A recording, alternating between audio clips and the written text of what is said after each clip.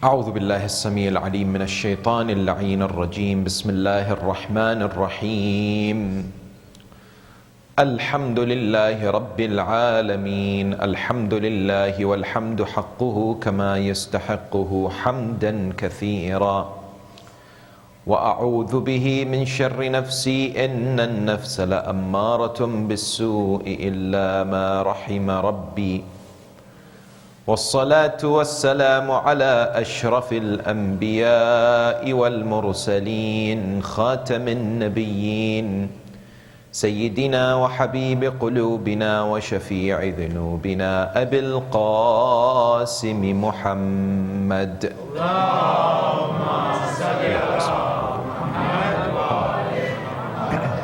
وعلى أهل بيته الطيبين الطاهرين المعصومين المطهرين المكرمين، واللعنة الدائمة على أعدائهم أجمعين من أول يوم ظلمهم إلى قيام يوم الدين. السلام عليك سيدي ومولاي يا أبا عبد الله، وعلى الأرواح التي حلت بفنائك. عليك مني سلام الله أبدا ما بقيت وبقي الليل والنهار، ولا جعله الله آخر العهد مني لزيارتكم. السلام على الحسين وعلى علي بن الحسين وعلى أولاد الحسين وعلى أصحاب الحسين جميعا ورحمة الله وبركاته. اللهم صل على محمد وآل محمد. قال الله العظيم في كتابه الكريم وهو أحسن القائلين وأصدق الصادقين: بسم الله الرحمن الرحيم. من يطع الله والرسول فأولئك الذين أنعم الله عليهم من النبيين والصديقين والشهداء والصالحين وحسن أولئك رفيقا. آمنا بالله صدق الله العلي العظيم. For the purification of the souls and the enlightenment of the hearts, and for the hastening of the reappearance of the awaited Savior Ajjalallahu Ta'ala Farajahu Sharif, enlighten your souls and the atmosphere with the recitation of salawat upon Muhammad wa Ali Muhammad. Allahumma salli ala Muhammad wa Ali Muhammad. Respected elders, brothers and sisters, Salamun alaykum wa rahmatullahi wa barakatuh. He is one of the most well-known and revered companions of the grandson of the Holy Prophet Sayyid al-Shuhada, a man who, despite being at the age of 75 on the 10th of Muharram, fought valiantly and displayed excellence in courage and determination. An individual who is truly schooled under the Imams of the Ahl al-Bayt, specifically Amir al-Mu'mineen, Imam al-Hasan al-Mujtaba, as well as Sayyid al-Shuhada, peace and blessings be upon them. Habib ibn Mudahir al-Asadi is today considered to be one of the most outstanding graduates from the University of Karbala. An individual whose life indeed is an exemplary one for many to follow and to seek lessons to apply in their lives and in general community around the world.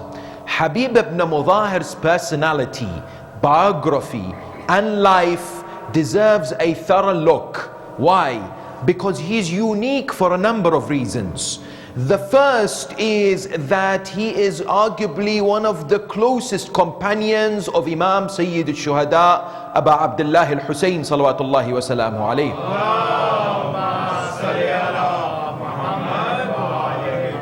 Having been praised by the Imam on numerous occasions, Likewise, Imam al-Hussein alayhi salam gave him the leadership of the left side of the army. At the same time, what do we find? We find Habib ibn Mudahir Ridwanullahi ta'ala alayhi was the one who received a special form of knowledge from Amir al-Mu'mineen, known as Ilmul Balaya wal Manaya, the knowledge of calamities and what happens at the time of death.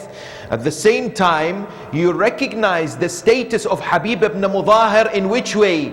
When you come to Karbala, to the shrine of Aba Abdullah, and you note that the only companion who has a grave by himself is Habib ibn Mudahir. An individual who, where do we find? We find the 12th Imam praising him and sending salutations upon him in Ziyaratul Nahiyatul Muqaddasa, in which the Holy Imam would say, Assalamu ala Habib ibn Mudahir al-Asadi. Therefore, Habib ibn Mudahir's life is something which is exceptional, because he is referred to as Shaykhul Ansar, the head of the helpers. When we come to look at the Arabic language, the word Ansar is not the same as Ashab. There is a clear difference. What's the difference between an Ansari and a Sahabi? Arab linguists, they come forward and say a Sahabi is someone who accompanies an individual, is with another individual, associates themselves with that particular individual. Yet an Ansari, someone who is from the Ansar, is someone who supports and stands to do whatever it takes to align themselves with that particular individual whom they are supporting and assisting. Which means that every Ansari is a companion, but not every companion is an Ansari. When we look at the Holy Quran, this is a concept deeply rooted in the Holy Quran. Chapter 61 verse 14. Allah subhanahu wa ta'ala commands you and I to take the path of Habib ibn Mudahir and to become Ansarullah. Because the Quran says, Ya ayyuhalladhina amanu kunu ansar Allah. O you who believe, be those who stand to support Allah subhanahu wa ta'ala. Kama qala Isa ibn Maryam lil hawariyin man ansari ila Allah. Isa ibn Maryam turned towards the hawariyun and said, who amongst you are the ones who can be considered Ansarullah? That's why when you and I recite the ziyarah of the companions of the Imam alayhi salam, ziyaratul shuhada in Karbala, what do we recite? We recite Assalamu alaykum ya ansara dinillah, Assalamu alaykum ya ansara rasulillah, Assalamu alaykum ya ansara amir al-mu'mineen, Assalamu alaykum ya ansara Fatimat al-Zahra sayyidati nisa al-alamin, Assalamu alaykum ya أنصار أبي محمد الحسن بن علي الولي الناصح السلام عليكم يا أنصار أبي عبد الله. Isn't it? The word Ansar is repeated several times in the ziyarah that you and I recite to pay our respects for these holy individuals, because the whole idea is to stand in support and to do whatever we can to raise the aspects and whatever these holy individuals sought to establish and to guide and to deliver to mankind. And that is why the goal for you and I, when we seek to look at the life of Habib ibn Mudahir, is to learn how to become Ansarullah by following on the footsteps of Shaykhul Ansar. Shaykhul Ansar is whom? Is this great individual, Habib ibn Mudahir al-Asadi.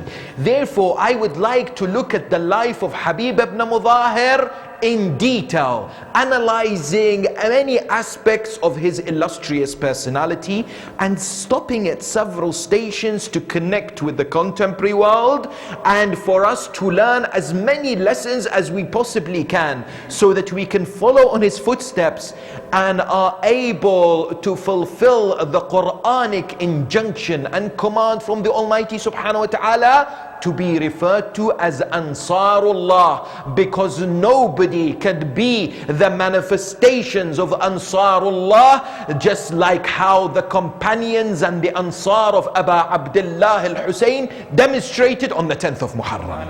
Why? Because Aba Abdullah says, I do not know of any better companions than you. You are the best, the creme de la creme, the most brilliant examples of individuals who stood to support the mission and the delivery as well as the objective of the Imam alayhi salam. When we look at this man, Habib ibn Mudahir, the first thing that we have to discuss is the name of his father. Controversially, sometimes people have misspelt or mispronounced the name of the father of Habib. In which way? We are told in historical records that some scholars like Ibn Kathir refers to Habib's father as Mutahhar. Yes, we find others like Ibn Damashqi says no, it is Mudahhar. Yet 19 historians, Shia and Sunni scholars like Shaykh al-Mufid, Shaykh al-Tusi, Shaykh al-Tabrasi, people like Tabari and others have come forward and said the father of Habib, his name is Mudahir. The meme has a dhamma on it and the dad has a kasra underneath it. I did not find any evidence or historical sources that suggest that the name of the father of Habib is Mazahir. There is no evidence for that. Yes, it is Mudahir. The correct pronunciation of his name is Habib ibn Mudahir, according to the majority of our scholars and historians. Habib, when was he born? We are told he was born in an area in modern day Saudi or in Arabia known as Badi Najd. He was born in which date? We don't know the date, yet we can deduce it. How do we deduce it? On the 10th of Muharram, Habib ibn Mudahir was 75 years of age. Therefore, through deduction, we come to the conclusion that he was born 14 years before the Hijrah and 1 year before the Bi'tha of the Holy Prophet Muhammad sallallahu alayhi wa alihi wa sallam.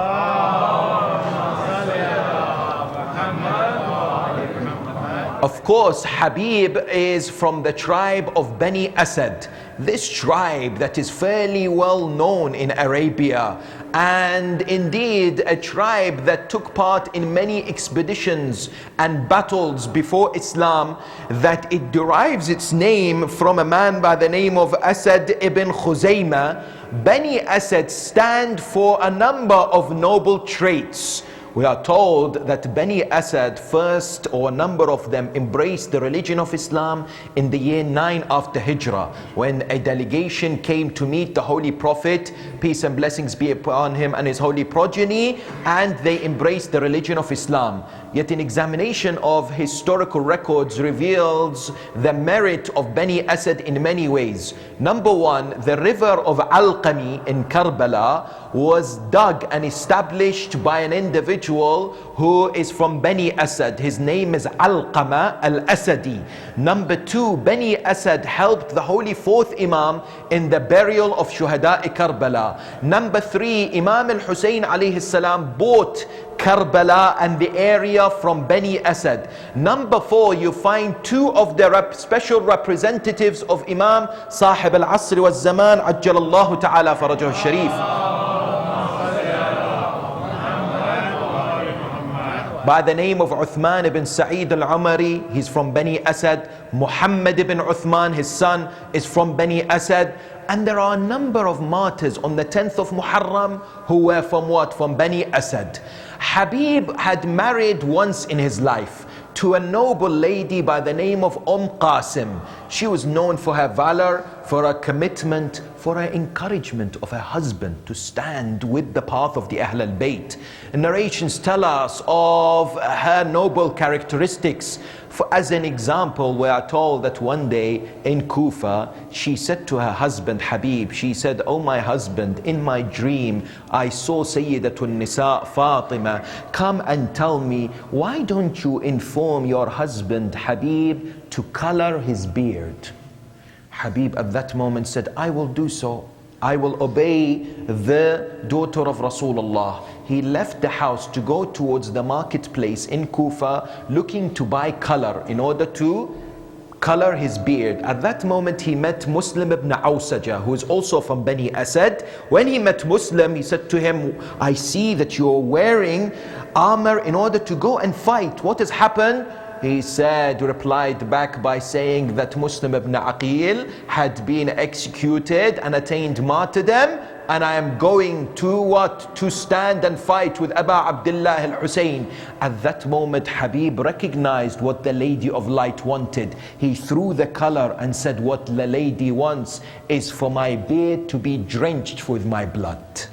And that's why what? He came back and what? Informed his wife. We are told he had 3 sons, Qasim, Muhammad and Abdullah. Qasim was the one who saw the head of his father on a spear and wanted to buy the head of his father in Kufa. Later on, he sought the killer of his father from Bani Tamim and found him alongside the army of Mus'ab ibn Umair when Mus'ab was fighting Bani Umayyah. He entered the tent, he saw this man who had killed and beheaded his father Habib. He also beheaded him, carried his head. Mus'ab arrested him and executed him. Qasim ibn Habib ibn Mudahir. We are told Muhammad, the other son of Habib, attained Shahada and martyrdom on the 10th of Muharram with his father in Karbala.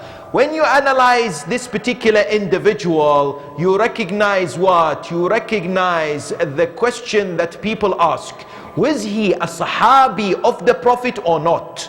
Because today historians come forward and ask the question, did Habib ibn Mudahir ever meet Rasulullah or not? In my humble research, there are 2 schools of opinion, and please focus on this, because perhaps you may not have come across this realization about Habib before. One school of thought says Habib ibn Mudahir was a companion of the Holy Prophet. He met the Holy Prophet. He heard from the Holy Prophet. And they cite a narration which is found in the book Ma'al al-Sibtain by Shaykh al-Ha'iri. What is this narration? This narration says that one day the Holy Prophet was walking and he saw children playing. At that moment he saw a man or one of the children take the soil from underneath whom his grandson Abu Abdullah and kiss it and place it on his head.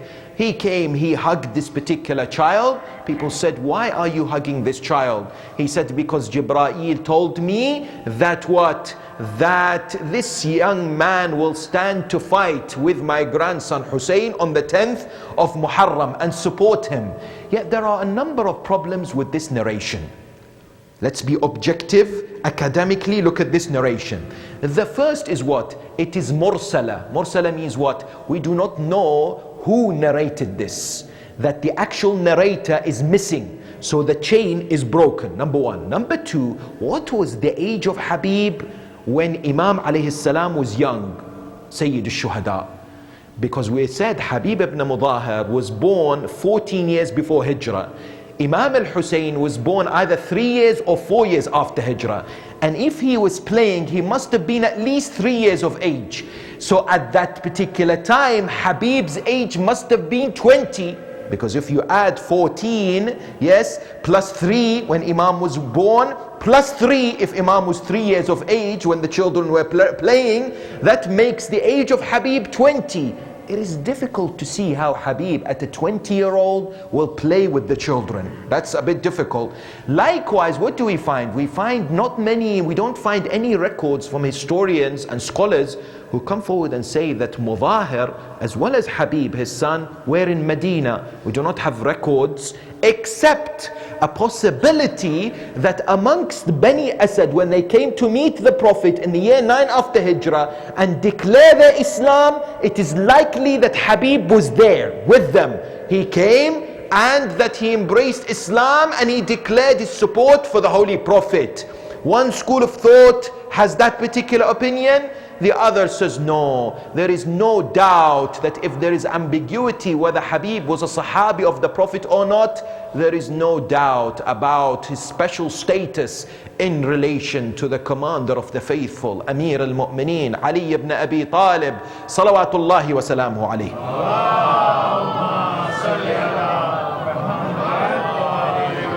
in that no one can argue that Habib ibn Mudahir was one of the special ashab of the commander of the faithful. He fought with him in Jamal, in Siffin, in Nahrawan. Narrations tells us after each battle Habib would be disappointed. Imam would say to him, why do I see you disappointed? He would say, Ya Amir al-Mu'mineen, I wanted shahada, I wanted martyrdom. Imam would say to him, you will definitely attain martyrdom, yet fighting alongside my son Al-Hussein on the 10th in the battle of Karbala. At the same time, Habib ibn Mudahir was known as one of the Shurtatul Khamis. Who are Shurtatul Khamis?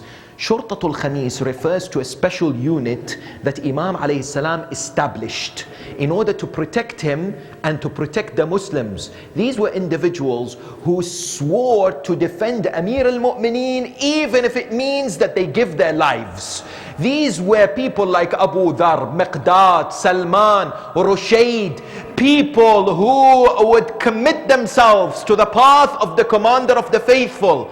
Along with them was Habib ibn Mudahir. They had recognized the status of the commander of the faithful. They had understood who Amir al-Mu'mineen was, and indeed what they have to do to stand alongside him. Because I recall listening to one of our maraji' who is alive today, Ayatullah al-Uzma Sheikh Wahid al-Khurasani Hafidhahullah. He narrates this. He says on the day of judgment in Jannah, the people of Jannah, whilst they're enjoying the bounties and the beauties of paradise, all of a sudden see light emerging just as the sun is rising. They see something that looks like the sun. The light that is coming is very, very strong. They are questioning because the Quran says لا يرون فيها شمسا ولا زمهريرا. There is no moon or sun in Jannah. So they ask, they say, what is this? We are told there is no sun in paradise. The Malaika will say, this is not the sun, this is the light that comes out from the mouth of Ali ibn Abi Talib when he smiles in Jannah. Yes, they were individuals who recognized this particular maqam. In which way? We are told that the same marja' speaks about the fact that the prophets of God are all manifestations of his light. They are all anwar. He goes on to say, however, Nur al-Anwar is Ali ibn Abi Talib. The light of the light in which light itself seeks in order to be illuminated, is Amir al-Mu'mineen. Some people have a question about that. They say, how is it possible that you've put the position of Amir al-Mu'mineen above that of the prophets, except the Holy Prophet, of course? How is that possible? Because I recall a lady who was a devout individual who followed the path of Amir al-Mu'mineen at the time of the wretched tyrant Al-Hajjaj ibn Yusuf al-Thaqafi. She would walk around and say and speak about the merits of Amir al-Mu'mineen. At that moment they told Hajjaj, this particular lady is saying such and such. He summoned her. He says to her, is it true that you're saying Ali ibn Abi Talib is better than the other companions, including the first three khulafa? She said, no, I didn't say that. He said, what did you say? She said, I said that Ali ibn Abi Talib is better than all human beings except Rasulullah. More than that. He said, how dare you? Give me evidence, otherwise I will behead you.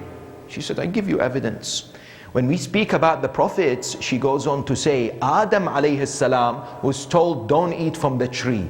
Adam ate from the tree, in which we believe was not a sin, yet tark awla, doing that which was not desirable, not following that which should have been followed, but is not a necessarily disobedience of God.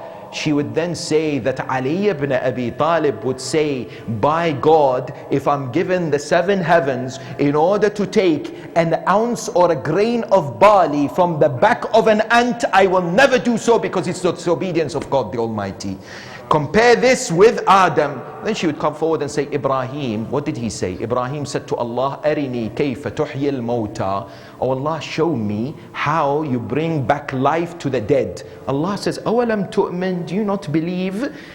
Ibrahim says, Bala, walakin liyatma'inna qalbi. Yes, but I want my heart to attain itmi'nan. I want certainty. I want yaqeen for my heart. She responds to Hajjaj and says, Ali ibn Abi Talib says, لو كشف عني الغطاء ما ازددت يقينا. If the veils are removed, my yaqeen would still be strong in Allah subhanahu wa ta'ala. At the same time, she says, Musa and Harun said to the Almighty, Rabbana innana nakhaf. Oh Allah, we are afraid when it comes to going to Fir'aun. Why? Lest Fir'aun kill us and not allow us to deliver the message. Amir al-Mu'mineen would sleep on the bed of the Holy Prophet on the night of the Hijrah, when he would say to the Prophet, Ya Rasulullah, as long as you will be protected and your life will be saved, I am obedient and I will do whatever you say. And that's why Allah subhanahu wa ta'ala said to the malaika, who amongst you would sacrifice their lives for the other? None of them will. He then would say, look at my servant Ali, he's prepared to sacrifice his life for my servant Muhammad, go and protect him. They would come down, Jibreel, Mikael, Israfil, next to the head of Amir al-Mu'mineen, and would say to him, Man mithlaka ya Ali, wa bika yubahi Allahu malaikat as-sama. Who is like you, O Ali? And Allah is showing you off to the angels of the heavens. Yes. And at the same time, what do we find? We find she says Isa alayhi salam.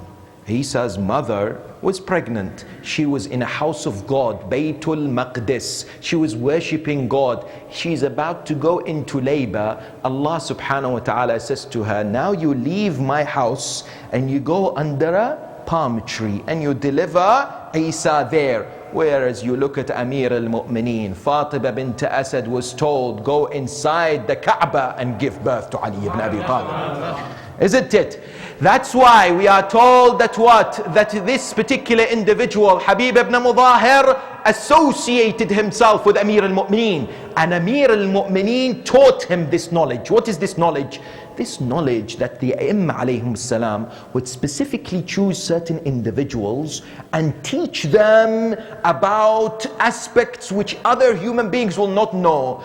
Science or the ulum of calamities and what would happen at the time of death for themselves and others. That's why the famous narration says in Kufa, in a gathering of Bani Asad, we find who Maytham al-Tammar, as well as Habib ibn Mudahir having a conversation. What conversation do they have? Maytham looks at Habib and says that I can see, or Habib looks at Maytham and says, I can see a man who is bold and who has a belly, who stands to support the family of the Holy Prophet, selling melons at Darul Rizq. He would be what? He would be crucified and killed for the sake of God.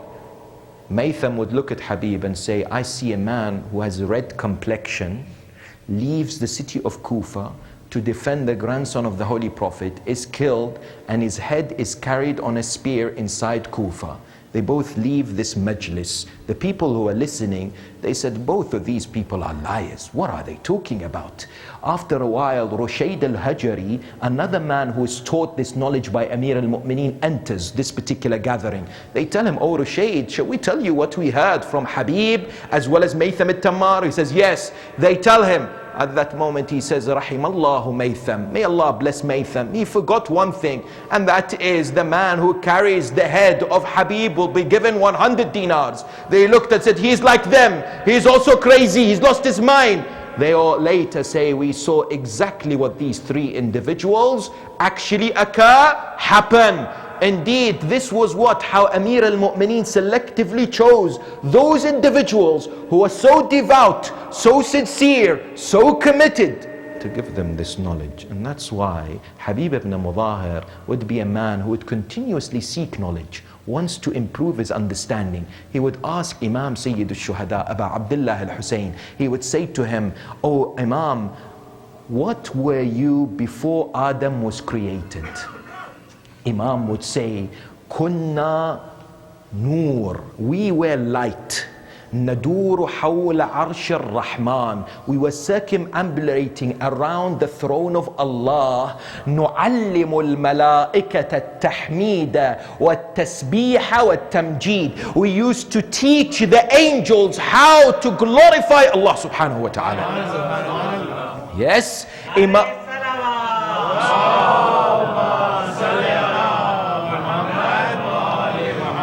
Imam al-Hussein would say to Habib, understand our maqam and our status. We are the ones who taught the malaika how to worship Allah subhanahu wa ta'ala. At the same time, what do we find? We find this emphasis upon knowledge is one that was established by Habib.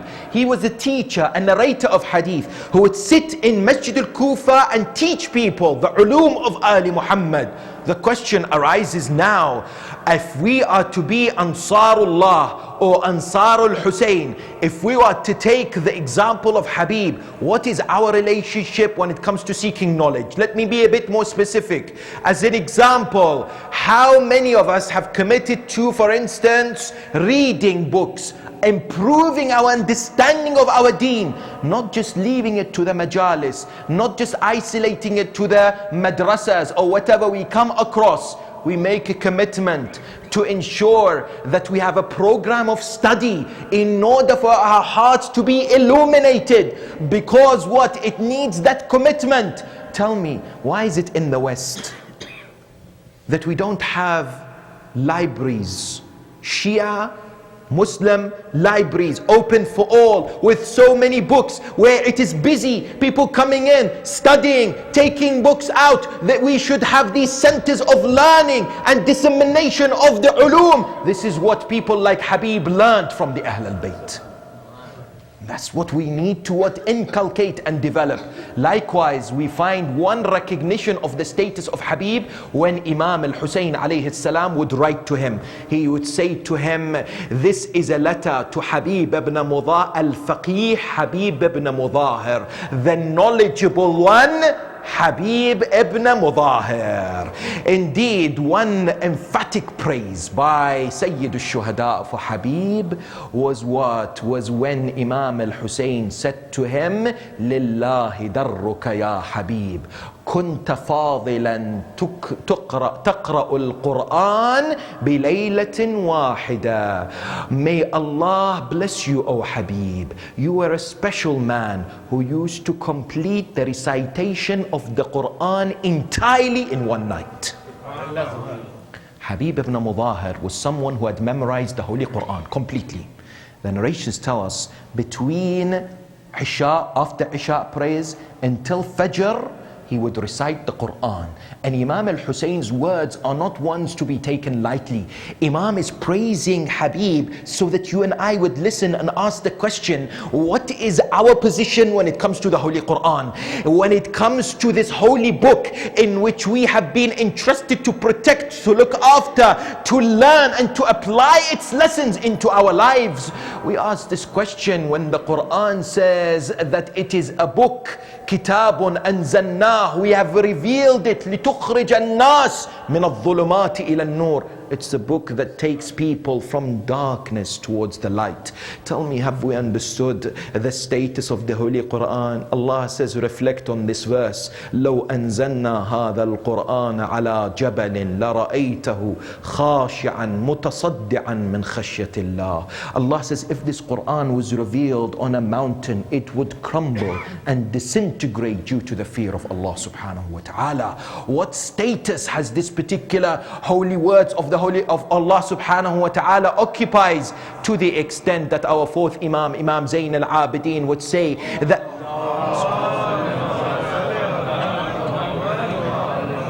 that if the entire creation of God were what? Not to be present, I would never feel lonely because I have the Holy Quran. How many of us could say the same thing? That we have established this relationship with the Holy Quran.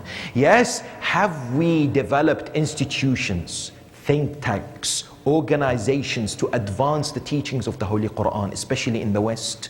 Have we made sure that we inculcate upon our youth and our children the importance of the Holy Quran and the need to, number one, memorize, number two, recite in Arabic and learn the correct recitation in Arabic, and number three, seek the meaning and the interpretation and how it has relevance, continuous application in our lives. Let me give you a simple example. How many of us would travel and would utilize airlines? Yes, in this particular country and other countries, when we are about to travel, we're told that as far as your baggage and your luggage is concerned, there is a weight limit. Yes, many would say that there is perhaps a 23 kilo limit on the luggage that you carry with you, that you take with you, or you are able, to check in. Yes, even the ones that you take with you is also limited. Imagine that you are packing your bags the night before, those lastminute.com jobs, and you are packing your bags, and what do you find? That it's quite heavy. Why is it heavy? Because you have certain foods, certain chocolates or candies that is pushing the weight limit over what is allowed. Yes, you have two choices. You either carry it and then you have to pay extra money, or you hope that they would allow it to pass through when you check in, or the other option is to do what? Is to leave it. But some people would take a third option, and that is what? To eat it. Yes, they say, I'd eat it now, why should I take it with me? I'll eat it. Yes. Now, why have I given this example? When you and I associate ourselves in the Quran, there are 2 or 3 ways that we associate. We are the ones who carry the Quran and place it on our shelves and kiss it and have respect for it, or the ones who make sure that the Quran is recited and understood to the extent that it becomes part and parcel of us and it mixes with our flesh and with our existence. And then when we leave to the hereafter, it comes with us. Just like how the candy was part of us when we go on the plane. Yes, that when you and I are going onto Alamul Barzakh, we cannot take anything physical with us, isn't it? But if the Quran is part of us, if the Quran is something that we have developed and inculcated within our existence, it will definitely come to our assistance and help in Alamul Barzakh and in Alamul Akhirah. That's why our 6th Imam, Imam Ja'far ibn Muhammad al-Sadiq, salawatullahi wa salamu alayhi, would come forward and say, our Shia, inna Shi'atu Ali, kathiru salah, kathiru qira'atul Quran. That the Shia of Ali, one of their characteristics is that they seek to recite the Quran on a frequent basis. They are not those who have abandoned the Quran that the Prophet will complain about on the Day of Judgment. They recognize that they are in a better position to be Ashabul Quran because they have the Ahl al-Bayt to interpret the Quran the way it should be interpreted. And that's why they seek this and develop this relationship of the Quran, just like Habib ibn Mudahir Ridwanullahi ta'ala alayh did. Likewise, another key characteristic and a feature and attribute of this great companion of Sayyid al-Shuhada is what? His focus upon Salah. Because today he is known as the martyr of Salah. Why?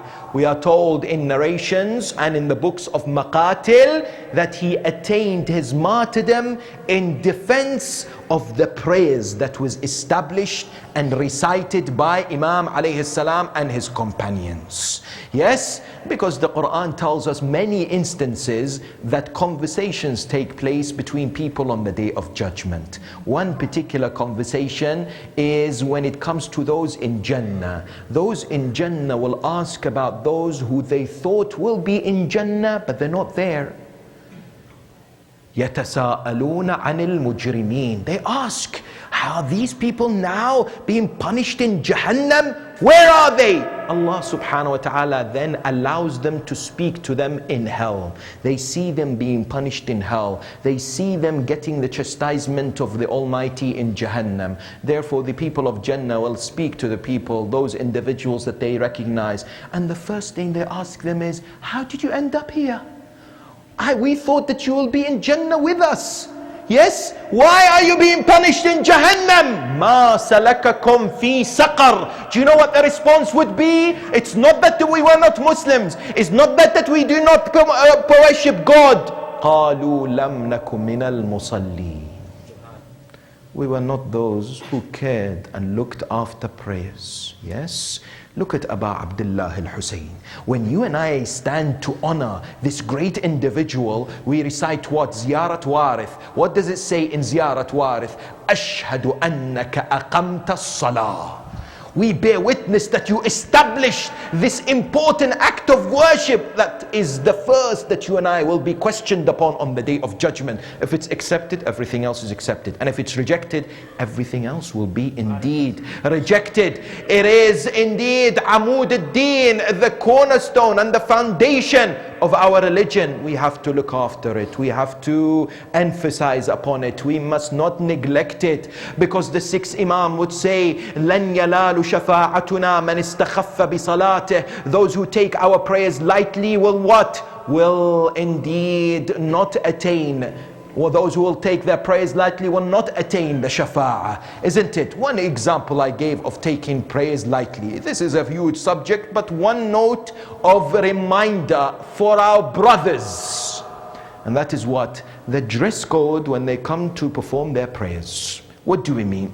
Often we speak about hijab and the need for modesty and chastity for our sisters, and the brothers, according to some of the youngsters, are chillaxing. They're relaxed. They say, it's nothing to do with me. They doze off thinking about, I don't know, the latest basketball game or whatever, and then they come back when the recitation is about something else. Yet this is concerning the brothers, because I have seen it in my own eyes in many different communities. And that is what? Some of our respected brothers, when they come to salah, their dress code leaves a lot to be desired. In which way? They would wear, especially in the summer, shirts which are quite tight. Yes? Because it's part of the fashion. No problem. But they come to prayers, and when it's so tight, they go into sajda. And because it's so tight, it gets pulled up. And when it gets pulled up, God knows what is revealed. Yes? And poor the person who's praying behind them in congregation.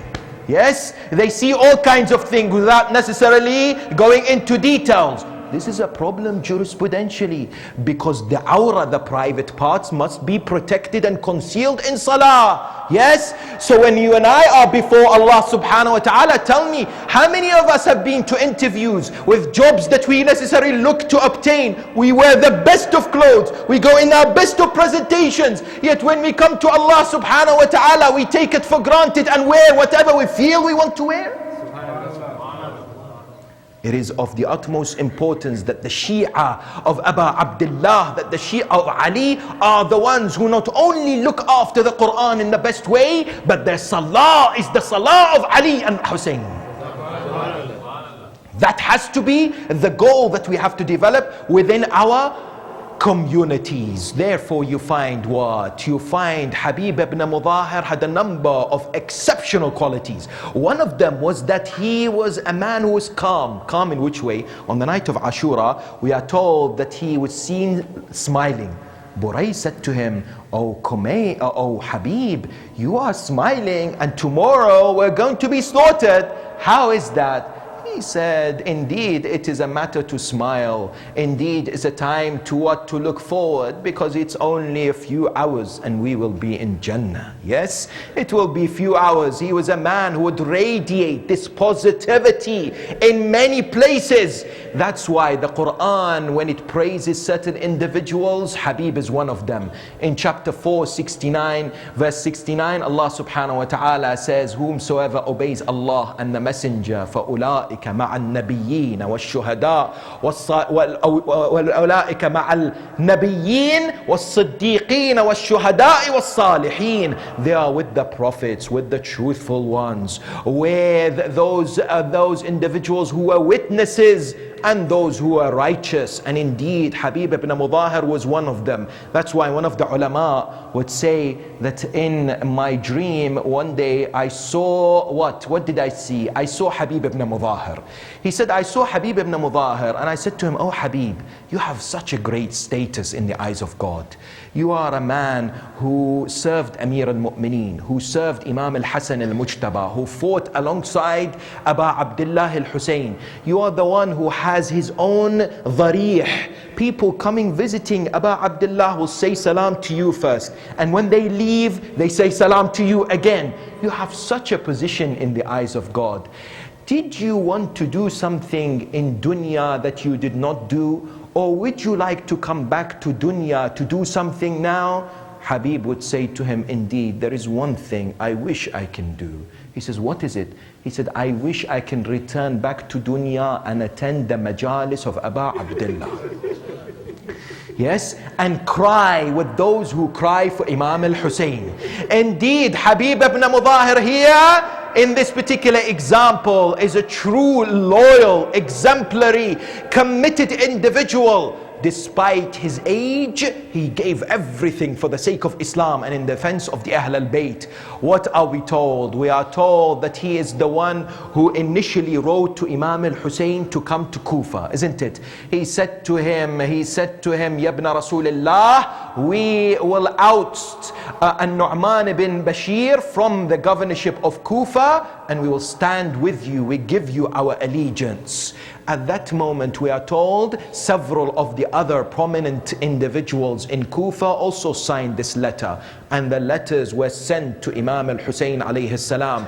Imam al-Hussein responded back to them and said to them that I will send my special ambassador Muslim ibn Aqil, who will tell me about the situation of the people of Kufa. When the letter was received, we are told that Abis would get the letter, he would stand and say, oh Aba Abdullah, I don't know about others, but as far as I am concerned, I will fight and I will sacrifice and I will do absolutely everything that I have in order to uphold your principles. Habib would say, by Allah, I would also do the same. That's why he welcomed Muslim in Kufa. He would be the one who would look after Muslim ibn Aqil. He would be the one who would take the allegiance from the people for Imam al-Hussein. Habib ibn Mudahir had such an important role in preparation of the city of Kufa for the eventual arrival of Imam Sayyid al-Shuhada, peace and blessings be upon him. And of course, what happened was, after Ubaidullah ibn Ziyad had been positioned through the advice of Sir John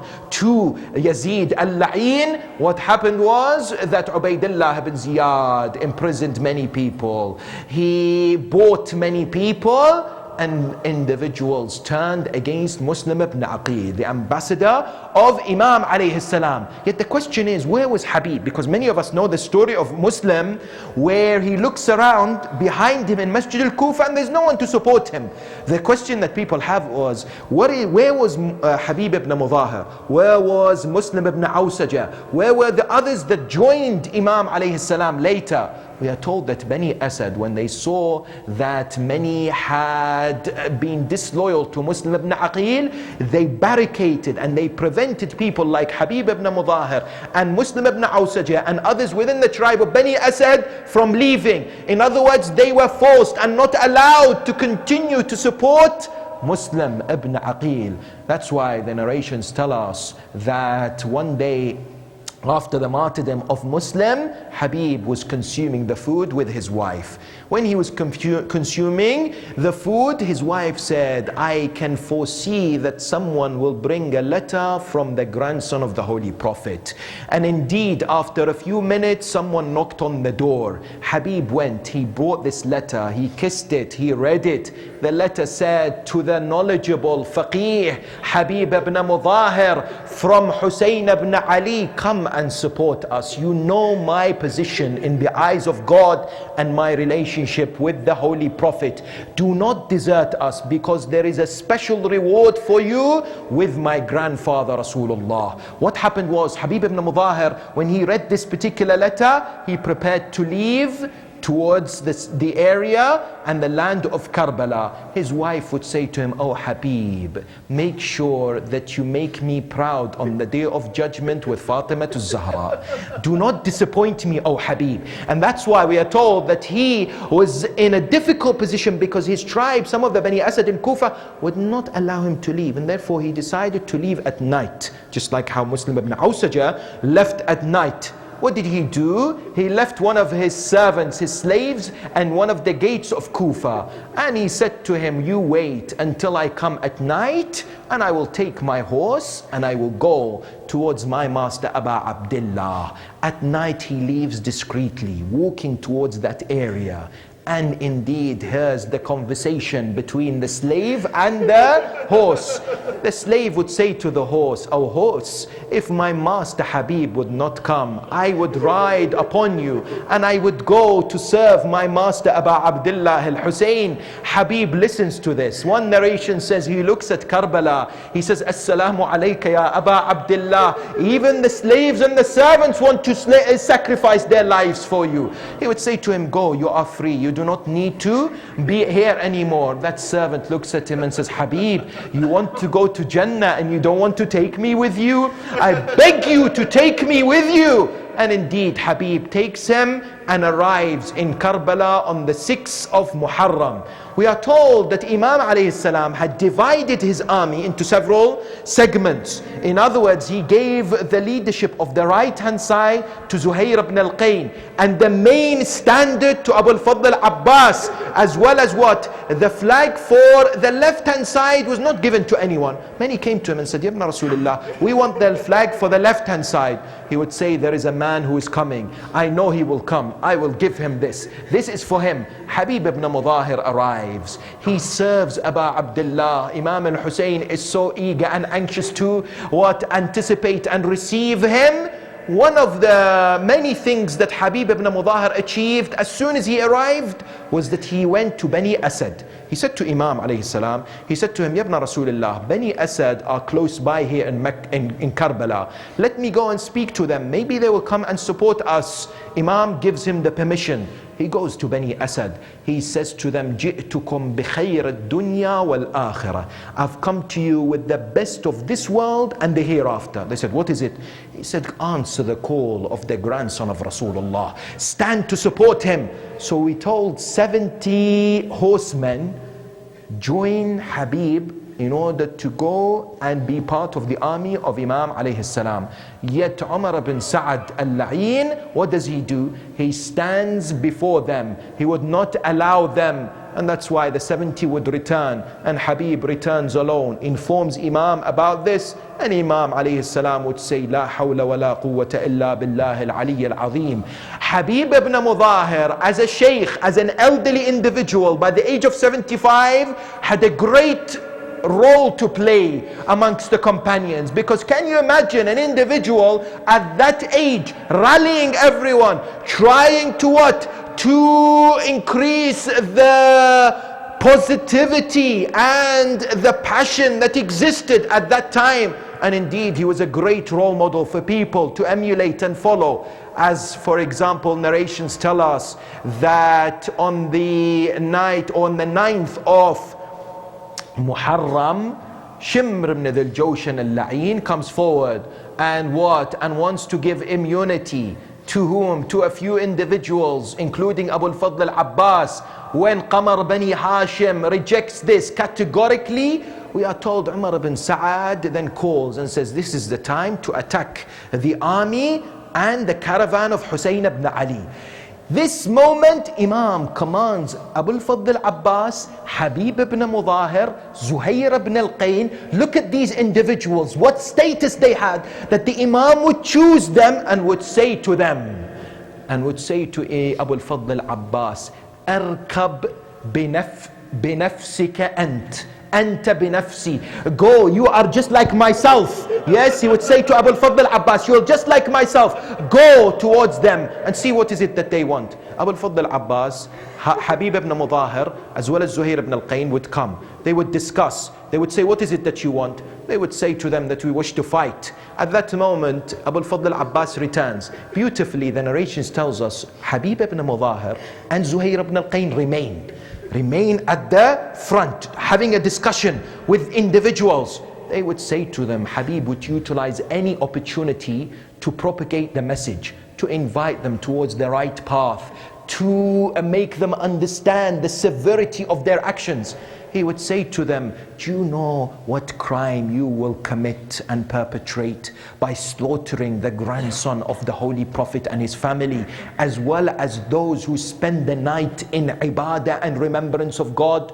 A man by the name of Uzra says to him, oh Habib, you are glorifying yourself, you are showing off. Zuhair ibn al-Qayn steps up and says, by God, he is not showing off. Allah has made the souls of those around Hussein remember him frequently. Yes, he would answer in this way. Imam would say to Abu al-Fadl al-Abbas, ask them for one more night, because we wish to recite Salah and as well as that recite the Holy Quran. Notice these two elements. Imam would say, we wish to spend the night of Ashura in ibadah and in remembrance of the Almighty subhanahu wa ta'ala.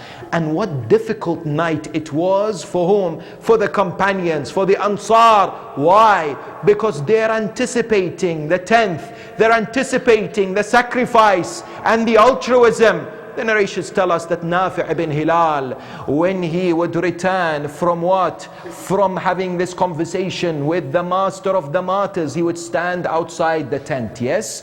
He would hear the conversation between Sayyida Zainab and Aba Abdullah. Sayyida Zainab would say to Imam al-Hussein, have you tested your companions? Will they fight with you and sacrifice their lives for you tomorrow? At that moment, Nafi' leaves that area and goes to whom? He goes to Habib ibn Mudahir. He says to him, oh Habib, do you know what the daughter of Ali is saying about us? That the daughter of Amir al-Mu'mineen has doubt about our loyalty. Yes? At that moment, we are told Habib ibn Mudahir, Allahu Akbar. You see, Habib has a special relationship when it comes to Zainab al-Kubra. What is his relationship? When he arrived in Karbala on the 6th of Muharram, people were jubilant, people were happy, yes? When they were happy, we are told someone told Sayyida Zainab, someone has arrived. Sayyida said, who has arrived? They said, this is Habib ibn Mudahir al-Asadi. Yes? At that moment she said, Abligh Habib minni salam. Make Habib hear my salam. When they came to Habib, they said to him, oh Habib, the daughter of Amir al-Mu'mineen is sending her salam. Do you know what Habib did? The narrations tell us he sat on the floor, on the ground, he took the soil and started putting it on his head. He started slapping his face. He said, who am I for Zainab to greet me? Who am I for Zainab to send my salams to me? Yes?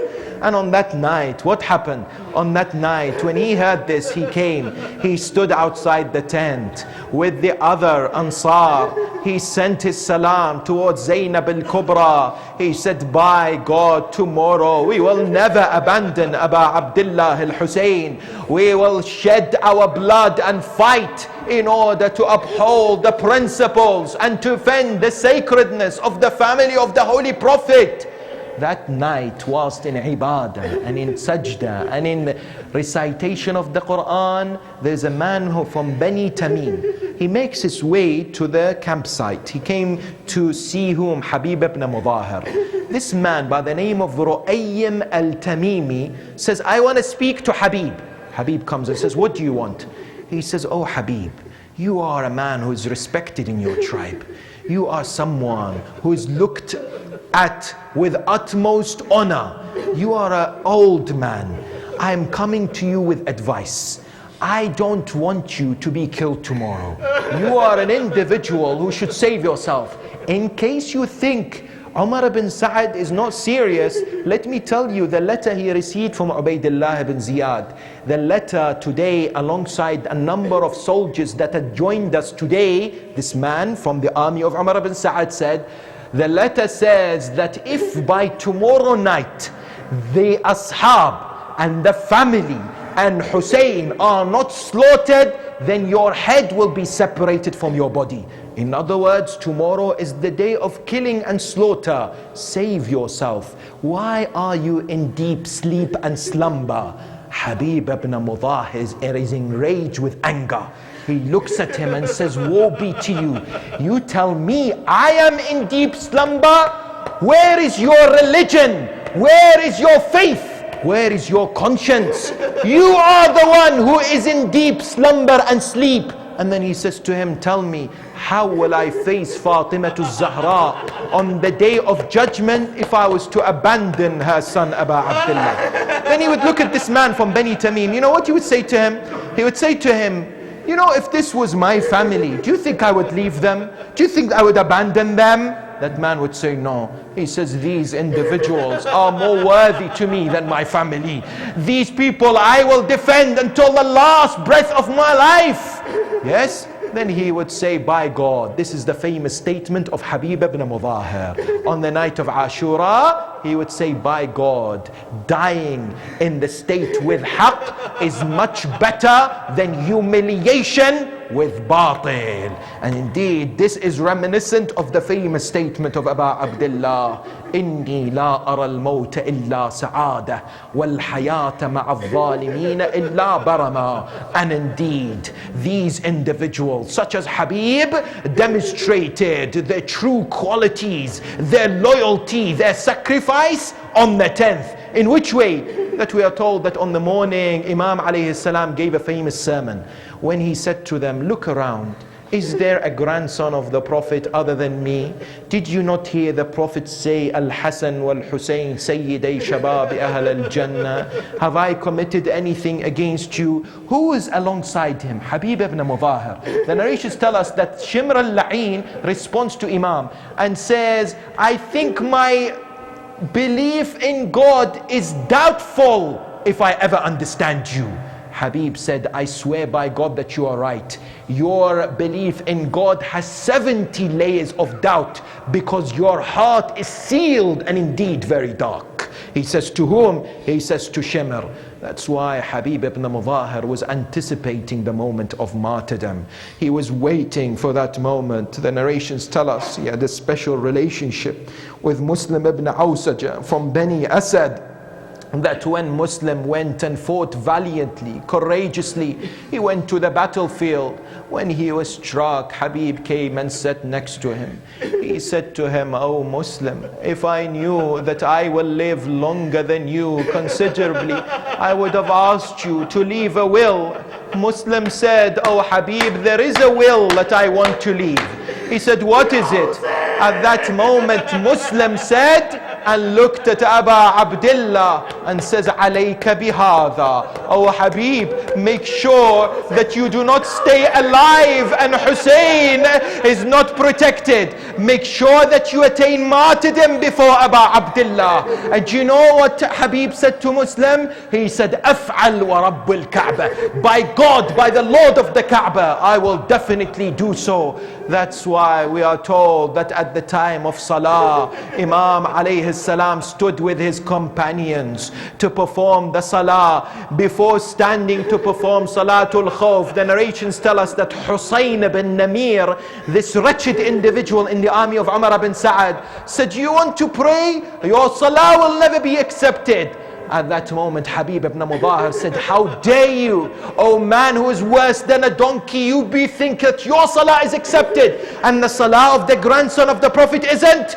And there were some skirmishes. At that moment, Habib recognized it was the time that he must sacrifice his life, that he must defend the principles of the true path of Islam. And he leaves the battlefield. He fights courageously. He kills 62 of the enemy combatants until he's surrounded. And he is struck by the same man, Hussein. He falls onto the ground. And finally, a man from Bani Tamim comes and beheads him. One of the first heads in Karbala to be beheaded was Habib ibn Mudahir. Imam alayhi salam comes and sits next to the body of Habib. He looks up to the heavens and says, Allah rewards me and the patience when I come and see these sights related to my companions. May Allah bless you, O Habib. You are the one who used to recite the Quran entirely in one night. We are told that the head of Habib ibn Mudahir was carried on a spear alongside the head of Abu al-Fadl al-Abbas, was taken to Kufa, yes? At that moment, his son, when he would see the head of his father, he came to his mother and said, "Oh mother, there is a head that is being carried and paraded in Kufa." She said, "Tell me whose head it is." He said, "This is the head of my father, Habib ibn Mudahir." The narrations tell us that she did not do anything unless she looked towards Medina and says, "Assalamu alayki ya Fatima al-Zahra." I could stand and say that my husband defended your son Hussein on the 10th. Indeed, the head of Habib was carried where? On a spear. I tell you, another head was carried on a spear, but this head was dropped on the ground, was stamped by, when it comes to the hooves of the horses, was poked, and that was the head of Abu Abdullah. Yes, one particular man, a priest on the journey from Kufa towards Sham, the Sabaya, they would walk being chained, being tortured, being humiliated with the heads, including the head of Abu Abdullah on a spear. We are told a Christian priest in that village, on the way, he notices at night that there is light coming out from a particular location. He comes and asks, "What is going on? Who are you?" They say, "We are the army of Yazid. We have taken some captives. They were rebellious." He says, "Whose head is this?" They say, "This is the head of the son of Fatima."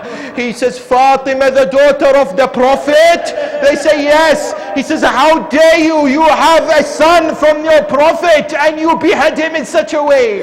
And he says, "I have 10,000 dinars. I wish to give you this and allow me to take the head so that I can keep the head just for one night." They say, "Okay, fine, take the head." He takes the head of Imam al-Hussein. He takes it and he looks after it. He washes it. He fragrances it. He looks at it. Then he says, "I swear to you by God, speak to me. Tell me who you are." Allama Majlisi in Bihar says, when he said this, the head began to speak. The head began to say, "Ana ibn Muhammadin al-Mustafa, Ana ibn Ali al-Murtada, Ana ibn Fatima al-Zahra, Ana al-Maqtul bi-Karbala, Ana al-Atshan bi-Karbala, Ana al-Mazlum bi-Karbala." I am the one who is thirsty in Karbala. I am the one who is alone in Karbala. I am the one who is beheaded in Karbala. I tell you that the torment of the head continued until the Majlis of Yazid, in which he would carry a stick and poke the same eyes, the same mouth, the same cheeks that Rasulullah would kiss. He would poke the head of Abu Abdullah. He would ridicule the head of Imam al-Hussein. ألا لعنة الله على القوم الظالمين وسيعلم الذين ظلموا أي منقلب ينقلبون والعاقبة للمتقين وإنا لله وإنا إليه راجعون. We pray to Allah subhanahu wa ta'ala to grant us the tawfiq to learn from the lives of holy individuals such as Habib ibn Mudahir. We pray to him subhanahu wa ta'ala to grant us the opportunity to perform the ziyarah of the shrine of Abu Abdullah, Abu al-Fadl al-Abbas, the shuhada of Karbala, including Habib ibn Mudahir. We pray to him subhanahu wa ta'ala to grant us the tawfiq to look after the Quran, to implement the teachings of the Quran, to look after our prayers. We pray to him subhanahu wa ta'ala to hasten the reappearance of our 12th Imam and to make us of his devout and sincere followers. Finally, I would like to request from the mu'mineen a simple request from the brothers and the sisters, that if it is at all possible, that you try to arrive at the beginning of the majlis. The reason being for two folds.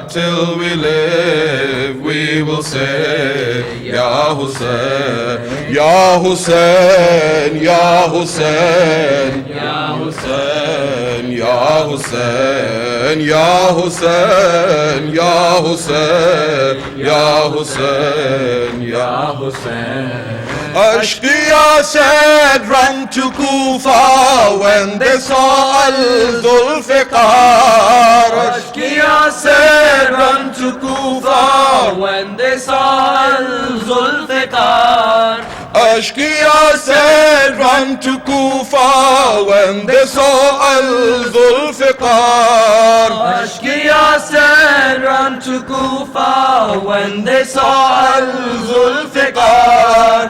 In the hand of Ibn Haydar, in the hand of Ibn Haydar, Fateh Badr Hunayn. In the hand of Ibn Haydar, Fateh Badr Hunayn. From the heart till we live, we will say, Ya Hussein, Ya Hussein, Ya Hussein, Ya Hussein, Ya Hussein. Everyone, Ya Hussein, Ya Hussein, Ya Hussein, Ya Hussein.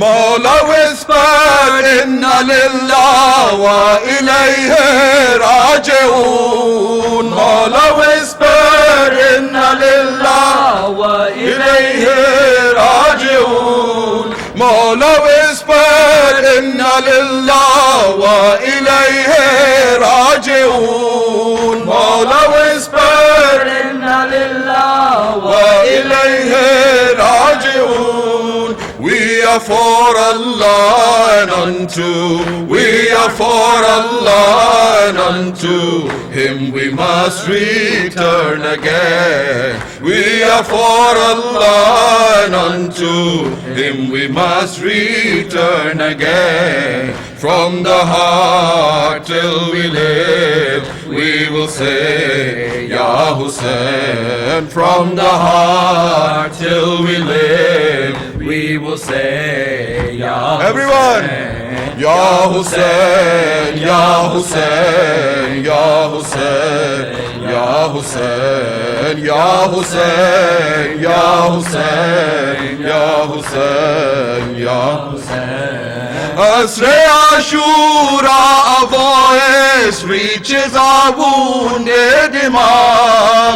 Asre Ashura, a voice reaches our wounded Imam. Asre Ashura, a voice reaches our wounded Imam. Asre Ashura, a voice reaches our wounded Imam. Come to me and Saqiye Kauthar o Tishna Noorain. Come to me and Saqiye Kauthar o Tishna Noorain. Come to me and Saqiye Kauthar o Tishna Noorain. From the heart till we live, we will say, Ya Hussein, Ya Hussein, Ya Hussein, Ya Hussein, Ya Hussein, Ya Hussein, Ya Hussein, Ya Hussein, Ya Hussein. Oh, corrupt historian trying to hush up Karbala. Oh, corrupt historian trying to hush up Karbala. Oh, corrupt historian trying to hush up Karbala. Oh, corrupt historian trying to hush up Karbala. Can your pen silence the echo? Can your pen silence the echo of the shackle and the chain? Can your pen silence the echo of the shackle and the chain? From the heart till we live, we will say, Ya Hussein. From the heart till we live, we will say, Ya Hussein. Everyone, Ya Hussein, Ya Hussein, Ya Hussein, Ya Hussein, Ya Hussein, Ya Hussein, Ya Hussein, Ya Hussein. Oh, beleaguered Muslim Ummah, come to the flag of Hussein. Oh, beleaguered Muslim Ummah, Come to the flag of Hussein. Oh, beleaguered Muslim Ummah, come to the flag of Hussein. Oh, beleaguered Muslim Ummah, come to the flag of Hussein. if the lost integrity and if the lost integrity and honor you wish to regain, if the lost integrity and honor you wish to regain, from the heart till we live we will say Ya Hussein. From the heart till we live we will say Ya Hussein, Ya Hussein, Ya Hussein, Ya Hussein, Ya Hussein, Ya Hussein, Ya Hussein, Ya Hussein, Ya Hussein. From the heart till we live we will say Ya Hussein, Ya Hussein, Ya Hussein, Ya Hussein, Ya Hussein, Ya Hussein, Ya Hussein, Ya Hussein, Ya Hussein, Ya Hussein, Ya Hussein, Ya Hussein, Ya Hussein, Ya Hussein, Ya Hussein, Ya Hussein, Ya Hussein, Ya Hussein, Allah.